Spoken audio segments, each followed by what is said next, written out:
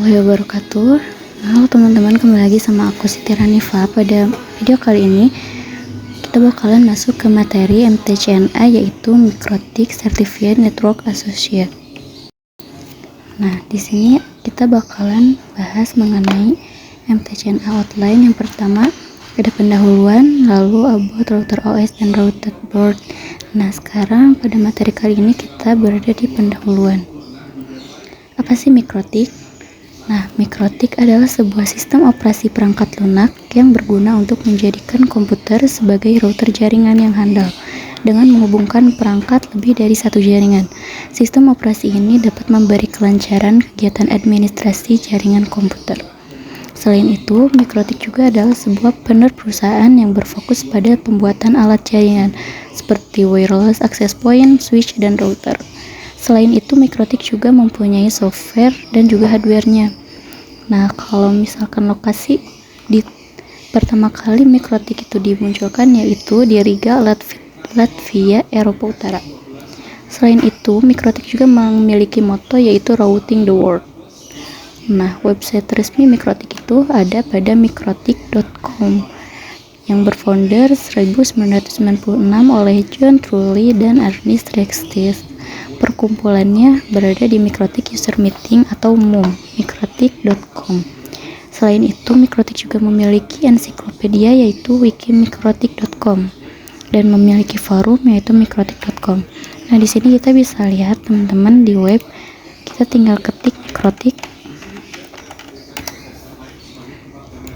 Nah, di sini bakalan muncul banyak tentang fitur-fitur yang ada di mikrotik ataupun jenis-jenis dari mikrotik tersebut. Nah, kita bisa lihat ada juga hardware. Di sini terdapat hardware.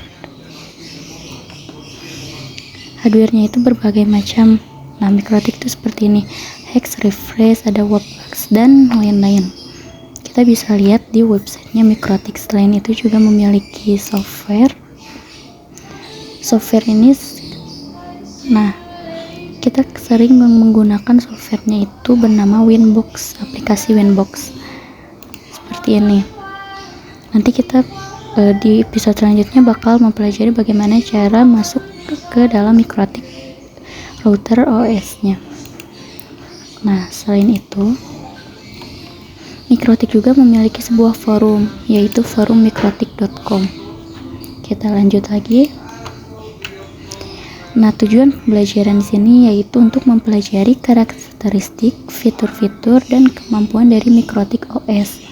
Selain itu juga mempelajari cara instalasi, konfigurasi, fungsi, maintenance, dan troubleshooting dasar pada mikrotik OS. Selain itu juga memiliki harapan yaitu mendapat kualifikasi sebagai Mikrotik Certified Network Associate. Nah, di sini ada timeline mikrotik, yaitu bagaimana pertama kali mikrotik ditemukan sampai akhirnya sekarang terdapat MUM terbesar di Indonesia. Yaitu yang pertama pada tahun 1996 terdapat foundernya. 1997 sudah mengeluarkan router OS yang bernama Software X86 yaitu PC. Nah, pada tahun 2002 perangkat router board itu pertama kali di-launchingkan.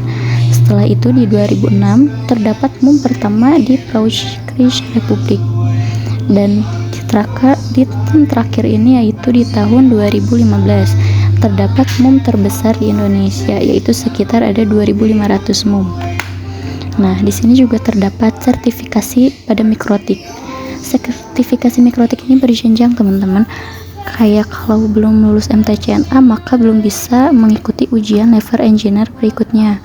Masa berlaku sertifikat mikrotik ini berlaku selama 3 tahun dan setelah itu bisa diperpanjang dengan mengikuti ujian lagi.